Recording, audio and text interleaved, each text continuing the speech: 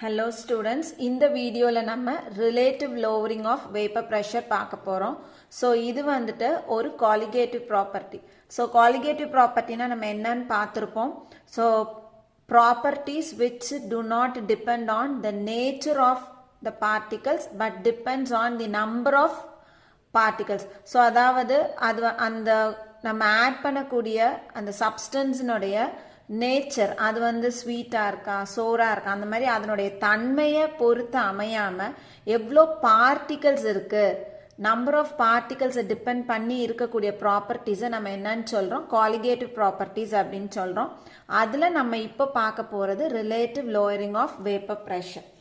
So இப்போ வந்து எக்ஸாம்பிளுக்கு நம்ம வந்து ஒரு நான் வொலடைல் சொல்யூட்டை ஒரு பியோர் சால்வெண்ட்ல ஆட் பண்றோம் அப்படின்னா அந்த பியோர் சால்வெண்டினுடைய வேப்பர் ப்ரெஷரை விட இந்த சொல்யூஷனுடைய வேப்பர் ப்ரெஷர் எப்படி இருக்கும், குறைவா இருக்கும். இப்போ எக்ஸாம்பிளுக்கு நம்ம ஒரு க்ளோஸ்டு சிஸ்டம் எடுத்துக்குவோம். அந்த க்ளோஸ்டு சிஸ்டம்ல நம்ம ஒரு பியோர் லிக்விட் எடுத்துக்கிறோம்.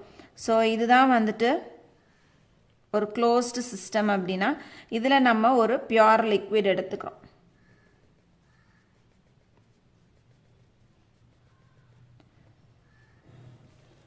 ஸோ இப்போ இதில் பார்த்தோம் அப்படின்னா இந்த வேப்பர் இந்த லிக்விட்னுடைய வேப்பருக்கும் இந்த லிக்விடுக்கும் நடுவில் ஒரு ஈக்குவலிபிரியம் எக்ஸிஸ்ட் ஆகும். ஸோ இது வந்து நம்ம வேப்பர்னு எடுத்துக்குவோம். ஸோ இந்த வேப்பர் பார்ட்டிகல்ஸுக்கும் இந்த லிக்விடுக்கும் நடுவில் அங்கே என்ன எக்ஸிஸ்ட் ஆகும் அப்படின்னா ஈக்குவலிபிரியம் எக்ஸிஸ்ட் ஆகும். இது எந்த கண்டிஷனில், பியோர் சால்வெண்ட்ல. ஸோ அப்படின்னா என்ன அர்த்தம், delta G is equal to ஜீரோன்னு அர்த்தம். அதாவது கிப்ஸ் ஃப்ரீ எனர்ஜி சேஞ்ச் எப்படி இருக்குது, delta G is equal to ஜீரோன்னு நம்ம சொல்றோம். இப்போ நான் என்ன பண்றேன், இந்த பியோர் சால்வெண்ட்ல ஒரு நான் வொலடைல் சொல்யூட் ஆட் பண்றேன். ஸோ நான் இங்க என்ன ஆட் பண்ண போறேன், ஒரு நான் வொலடைல் சொல்யூட், அதாவது ஆவி ஆகும் தன்மை அற்ற வேப்பர் ஃபார்முக்கு போகாத அந்த ப்ராப்பர்ட்டி இல்லாத ஒரு சொல்யூட்டை இந்த சால்வெண்ட்ல நான் ஆட் பண்றேன். ஸோ இந்த சொல்யூட் இந்த சால்வெண்ட்ல ஆட் பண்ண உடனே இது நம்மளுக்கு சொல்யூஷனா மாறுது. ஸோ இப்போ இந்த அர்த்தம் நம்மளுக்கு இது என்னவா இருக்குது, சொல்யூஷன் ஆயிடுது. ஸோ சொல்யூஷன்ல இங்க என்ன எடுத்திருக்கோம் அப்படின்னா ஒன்று சால்வெண்ட், அந்த சால்வெண்ட்ல நான் வொலடைல் சொல்யூட் ஆட் பண்ணியிருக்கோம். இப்போ இந்த இடத்துல பார்த்தோம் அப்படின்னா நம்ம சொல்யூட் ஆட் பண்ணின உடனே அந்த சொல்யூட் பார்ட்டிகல்ஸ் இந்த சால்வெண்ட்ல என்னாக ஆரம்பிக்கும், டிசால்வ் ஆக ஆரம்பிக்கும். ஸோ அது டிசால்வ் ஆக இந்த இடத்துல என்ட்ரோபி என்னாக ஆரம்பிக்குது, இன்க்ரீஸ் ஆக ஆரம்பிக்குது. ஸோ என்ட்ரோபி என்ன ஆகுது, இன்க்ரீஸ் ஆகுது. ஸோ என்ட்ரோபி இன்க்ரீஸ் ஆன உடனே இந்த இடத்துல இருந்த ஈக்குவலிபிரியம் இப்போ என்னாக ஆரம்பிக்கும், டிஸ்டர்ப் ஆகுது. ஸோ இங்கேக்கும் இருந்த ஈக்குவலிபிரியம் என்ன ஆகுது, டிஸ்டர்ப் ஆகுது. So equilibrium is disturbed. So equilibrium disturb ஆகுது அப்படின்னா மறுபடியும் அந்த சிஸ்டம் என்ன பண்ணணும், அந்த ஈக்குவலிபிரியம் பொசிஷனுக்கு ரீட்டைன் ஆகணும், மறுபடியும் ஈக்குவலிபிரியம் பொசிஷனுக்கு வரணும். எப்போ வந்து ஈக்குவலிபிரியம் பொசிஷனுக்கு வர முடியும் அப்படின்னா அது அதனுடைய கிப்ஸ் ஃப்ரீ எனர்ஜி சேஞ்சை குறைக்கணும். So Gibbs free energy change எப்போ குறைக்க முடியும் அப்படின்னா நம்ம கம்ப்ளீட்டா வேப்பர் ப்ரெஷரை குறைக்கும் பொழுது. ஸோ வேப்பர் ப்ரெஷரை குறைச்சோம் அப்படின்னா கிப்ஸ் ஃப்ரீ எனர்ஜி சேஞ்ச் குறையும். ஸோ மறுபடியும் சிஸ்டம் என்ன ஆகுது, ஈக்குவலிபிரியம் பொசிஷனை ரீச் ஆகுது. ஸோ இது எல்லாருக்கும் புரிஞ்சிருக்கும் நினைக்கிறேன் இங்க நம்ம என்ன சொல்லியிருக்கோம் அப்படின்னு. ஸோ இந்த இடத்துல நம்ம வெறும் சால்வெண்ட் மட்டும் எடுத்திருக்கோம். ஸோ சால்வெண்ட் பார்த்தோம் அப்படின்னா அந்த லிக்விடுக்கும் அதனுடைய வேப்பர் ஃபார்முக்கும் நடுவில் ஒரு ஈக்குவலிபிரியம் எக்ஸிஸ்ட் ஆகும். ஸோ அந்த டைம்ல டெல்டா ஜினுடைய வேல்யூ எவ்வளோ இருக்கு, ஜீரோ இருக்கு. இப்போ அந்த மாதிரி இருக்கக்கூடிய ஒரு பியூர் சால்வெண்ட்ல நம்ம ஒரு நான் வொலடைல் சொல்யூட் ஆட் பண்றோம். ஸோ சால்வெண்ட் இப்போ என்னவா கன்வெர்ட் ஆயிடுச்சு, சொல்யூஷனா கன்வெர்ட் ஆயிடுச்சு. ஸோ இது சொல்யூஷனா கன்வெர்ட் ஆகுதுன்னா என்ன அர்த்தம், நம்ம போட்ட சொல்யூட் பார்ட்டிகல் அந்த சால்வெண்ட்ல கொஞ்சம் கொஞ்சமா கரையுது. ஸோ கொஞ்சம் கொஞ்சமா கரையும் பொழுது என்ட்ரோபி என்னாக ஆரம்பிக்குது, இன்க்ரீஸ் ஆகுது. என்ட்ரோபி இன்க்ரீஸ் ஆன உடனே ஈக்குவலிபிரியம் டிஸ்டர்ப் ஆகுது. ஸோ எப்போதுமே நம்ம லீ சாட்லர் பிரின்சிபல் படிச்சிருப்போம்.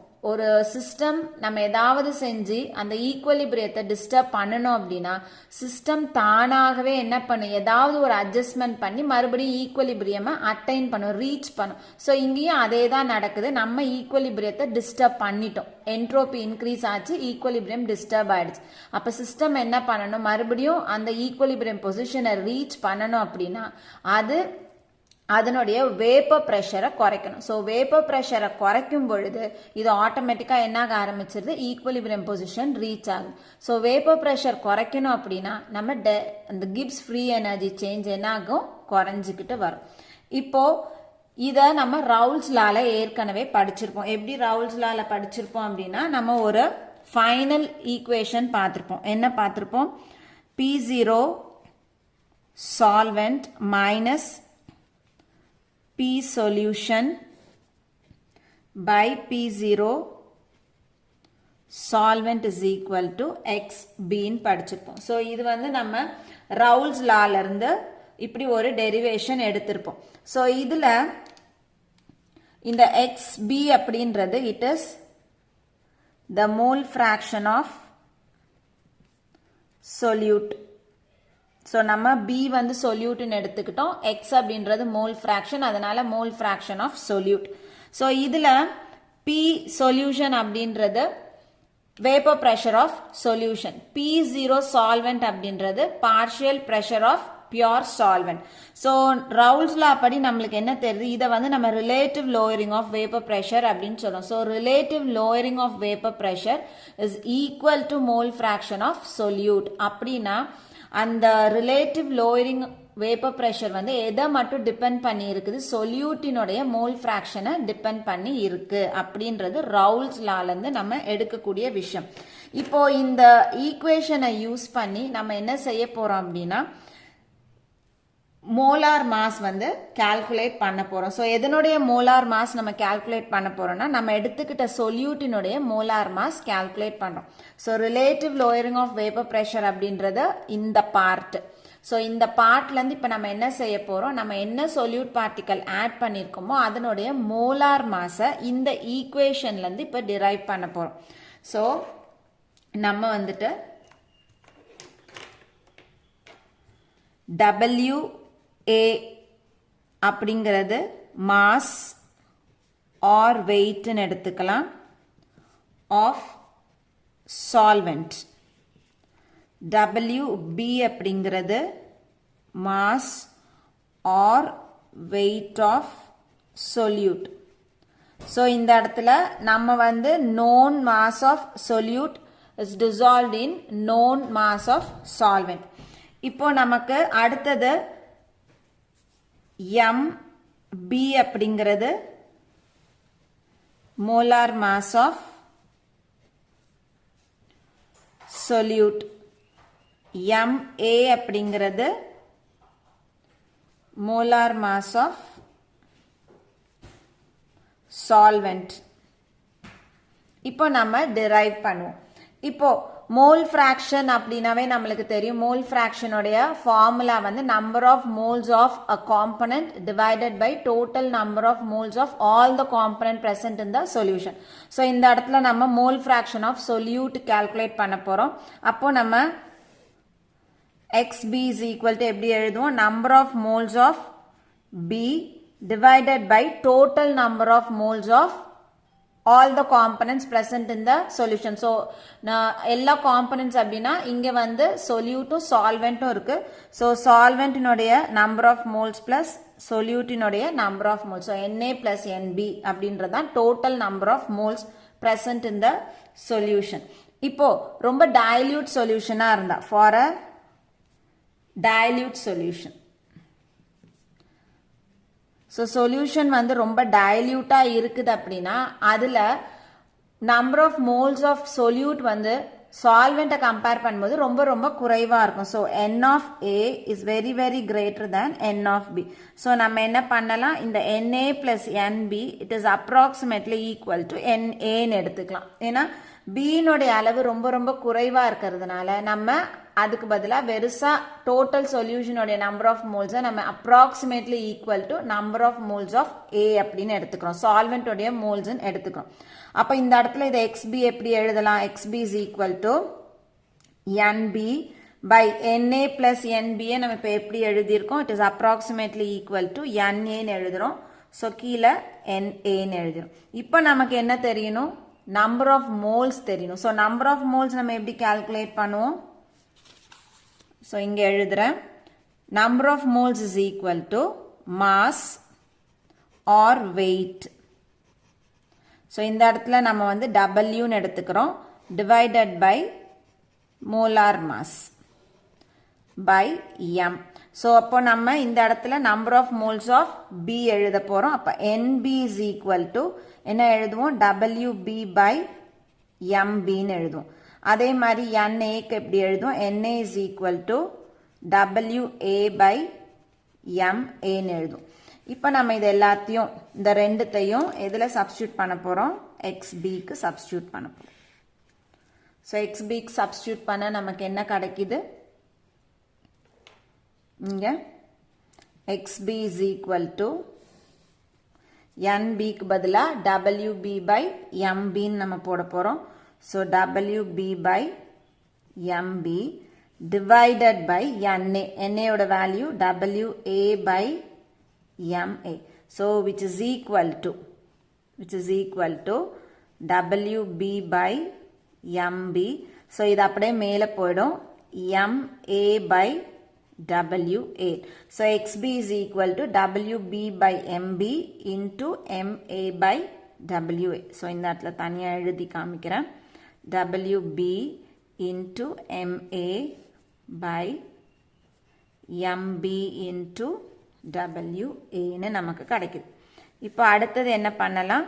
இப்போ இந்த XB எடுத்துட்டு வந்து நம்ம எதுல சப்ஸ்டிட்யூட் பண்ணலாம்? அதோ இந்த வேல்யூல சப்ஸ்டிட்யூட் பண்ணலாம். So P0 solvent minus P solution by P0 solvent is equal to WB into MA by MB into WA. So இப்ப இதுல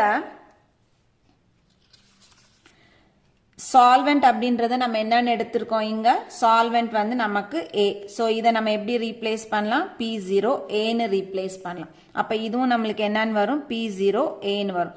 minus P solution. So இந்த பார்ட்டை நம்ம என்ன பண்ணிருக்கோம்? இப்படி வச்சு replace பண்ணிருக்கோம். அப்போ இந்த partial pressure of pure solvent minus vapor pressure of solution is equal to இந்த pressure difference நம்ம எப்படி எழுதலாம்? delta P ன்னு எழுதலாம். So இது வந்து pressure difference தான். எதுக்கு உள்ள difference? இந்த pure solvent னுடைய vapor pressure இருக்கும், இந்த solution உடைய vapor pressure இருக்கும் இருக்கக்கூடிய difference நம்ம என்னன்னு சொல்றோம்? delta P ன்னு சொல்றோம். So அப்போ இந்த பார்ட்டை நம்ம எப்படி எழுதலாம்? மேல இருக்கிறது delta P ன்னு எழுதுறோம், divided by P0 A ன்னு எழுதுறோம், which is equal to WB into MA by MB into WA ன்னு நமக்கு கிடைக்குது. So இதுல இருந்து நம்ம என்ன calculate பண்ணிக்கலாம் அப்படின்னா இந்த MB calculate பண்ணலாம். So MB நம்ம எப்படி எழுதலாம்? இப்போ இங்க இருந்து MB எப்படி எழுதலாம்? இந்த பார்ட் ஃபுல்லா மேல போகும். So நான் வந்து பென்சில் அதை போட்டு காமிக்கிறேன். இந்த பார்ட் ஃபுல்லா இங்க மேல போகுது, இந்த பார்ட் ஃபுல்லா இந்த பக்கம் போகுது. சோ அப்படியே டைரக்டா போடணும்னா டைரக்டா போடலாம், இல்ல எனக்கு டைரக்டா போட தெரியாது, நான் ஒரு ஸ்டெப்பா தான் போடணும் அப்படின்னு நினைக்கிறவங்க இந்த ஸ்டெப்பை போட்டுட்டு அதுக்கப்புறம் ஃபைனல் ஸ்டெப்புக்கு போய்க்கலாம். சோ இந்த பார்ட் அப்படியே இங்க போச்சுன்னா நம்மளுக்கு என்ன கிடைக்கும்? டெல்டா பி, ஏற்கனவே இது டெல்டா பி இங்க இருக்கு, இன்டூ MB into WA ன்னு கிடைக்கும், which is equal to இந்த பார்ட் அங்க போயிடுது. அப்போ P0A into WB into MA ன்னு கிடைக்குது. ஸோ இப்போ இதுல இருந்து எனக்கு எது மட்டும் தேவை? MB மட்டும் வேணும். ஸோ அப்போ இதை வச்சுக்கிட்டு இந்த ரெண்டுத்தையும் இந்த சைடு கொண்டு வந்தோம்னா மல்டிப்ளிகேஷன்ல இருக்கிறது இந்த பக்கம் வரும்பொழுது டிவிஷனுக்கு வரும். therefore MB is equal to P0A into WB into MA divided by delta P into WA னு நமக்கு கிடைக்கும். So